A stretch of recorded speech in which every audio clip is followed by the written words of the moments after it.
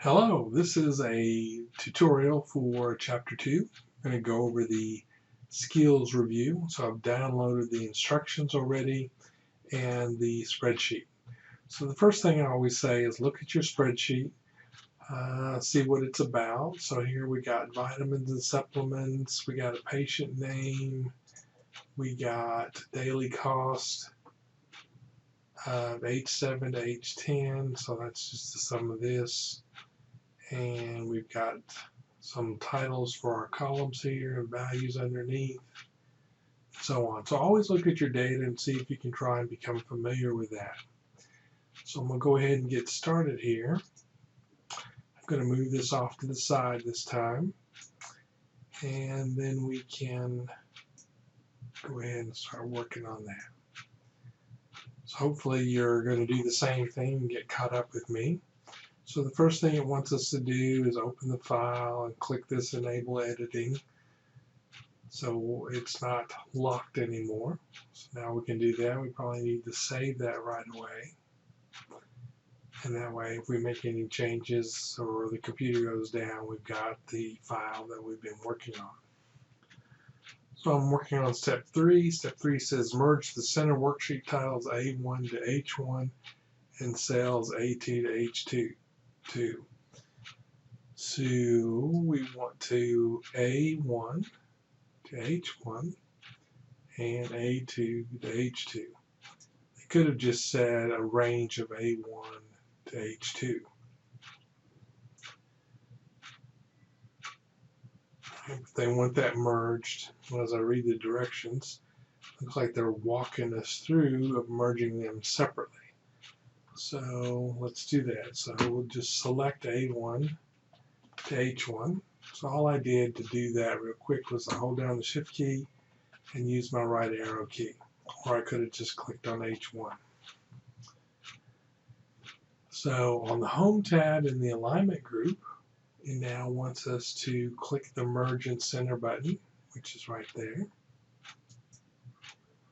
And we're going to do the same thing for this line. So we're going to select A2 to H2 and click on that Merge Center button. Now alternatively, you could have clicked on your range. Remember, we apply everything to a range. We could do a right click, go to Format Cells, Alignment, and then check this box here. That's for Merge Cells. But this alternative way works just as well, it's probably a little faster. For part 4, we're going to apply a title style to the worksheet. So we're going to select again A1 to H1. And in the Styles group underneath the Home tab, we're going to select Cell Styles. And we want the title version. So after you look for that a minute or two, you can find it right here. So notice it bolds it a little. Then step 5 says it wants us to apply accent style to the worksheet subtitle. So this is the subtitle, A2 to H2.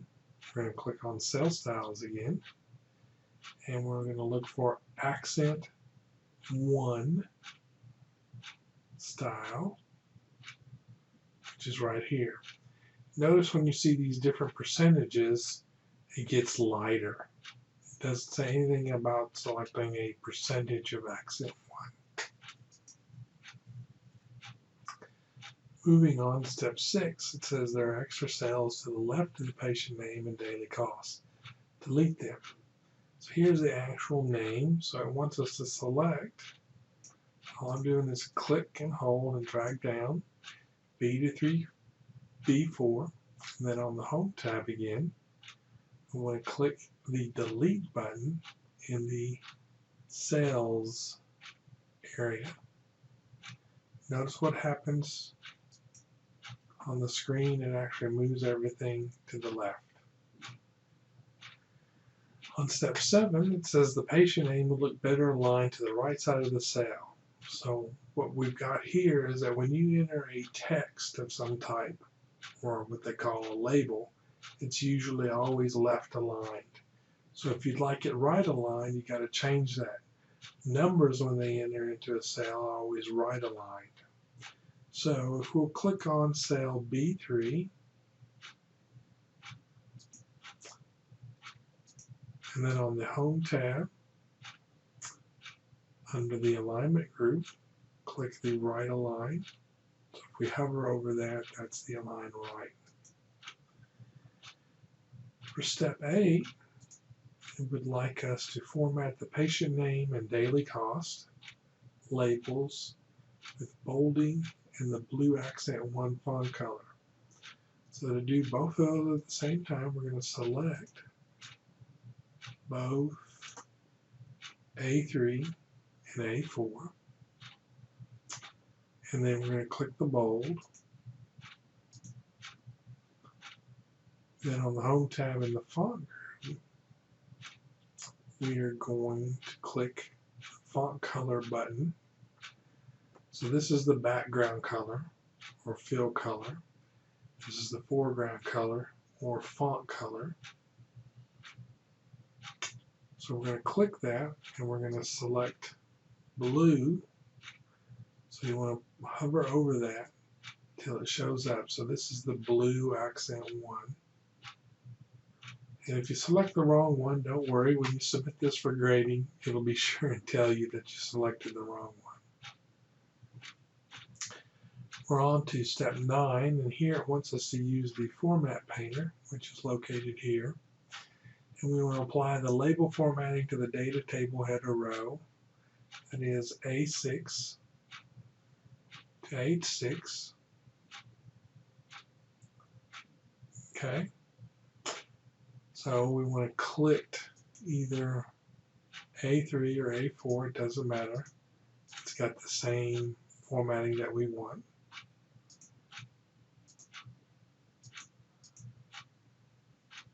Once we do that, under the clipboard group, under the Home tab, we're going to click right here. And this works with everything that Microsoft Office has.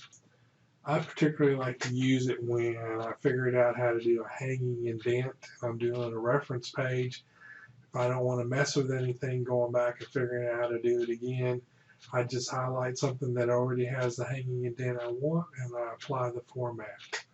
So the first thing you got to do is you got to select the cell that has the format you want. Should cell or cells or range if you want. Then you click on the Format Painter. So it's saying, okay, I want to use whatever the format is and what you've selected. And then you have to apply it to whatever you want. So for us, we want to apply it. Watch how I do this. I'll click here and hold and drag that. And when I let go, it's all going to have the same format. So that's very easy instead of me having to change the color for each cell and then set the bold for each cell. I can just do all that at once from a previous cell that has the right format that I'm looking for. Step 10, I should say, it says add a border beneath the data table header row to separate the titles from the data. The border should be the same color as the font, right? So we want to select this area here, A6 to H6. Then in the font group, right here, click the borders button here and select more borders. And more borders would be down at the bottom. So now it says in the Format Cell dialog,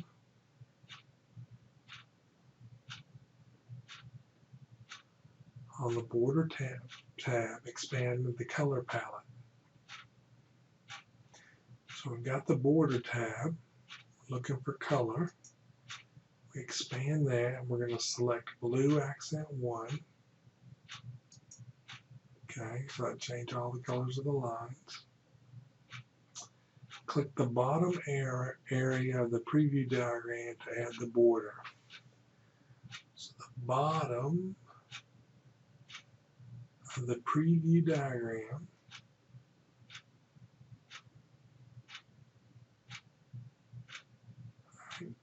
So you're looking for something you don't want.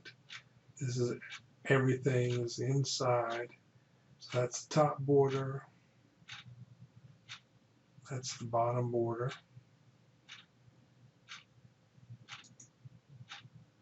So I put that in as the bottom. And then we're going to click OK. When you click off of that, you notice there's a line at the bottom. So you have to always select the cell above where you want that border to be, especially if it's going to be on the bottom. You could have put it at the top of this row, but it may not look the same. So you just need to experiment. But I wouldn't experiment with this right now.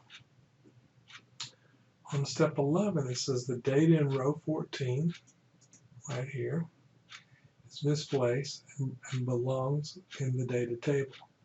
Cut it and insert the cut in cells above row 9. So I want to go above this and below calcium citrate. So we're going to select cell A14 to H14. So this was typed in wrong, so we're going to do that. On the clipboard group, we're going to hit cut. So notice when I hit cut, I get this dotted line going. Sometimes when you do this, the dotted line keeps going afterwards. In order to get the dotted line to stop, you can hit escape. So that stops it. So what I need to do is highlight that again. Go ahead and hit cut. So that means it's going to be removed. I'm going to click cell A9. And then I'm going to click in the cells group. I want to insert these cells. And I want to say insert cut cells.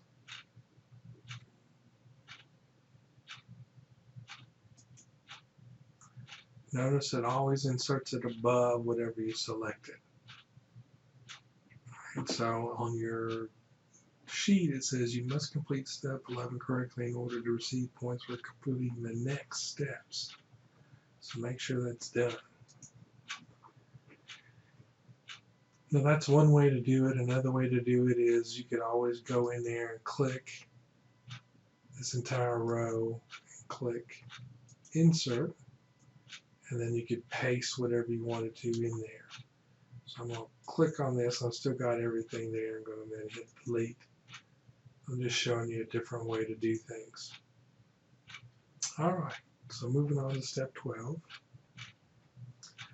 It says apply the note cell style to the note in cell A13. So A13. So we're going to select that. Then we're on the Home tab in the Styles group. We're going to select Cell Styles. And then we're going to find something that says Note Style.